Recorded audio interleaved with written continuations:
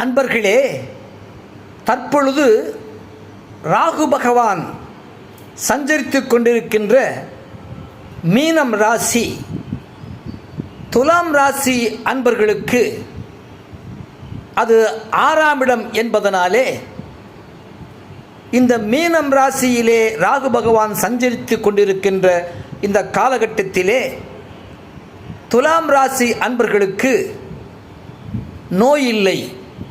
நோய்கள் இருந்திருந்தால் அவர்கள் குணமடைவார்கள்.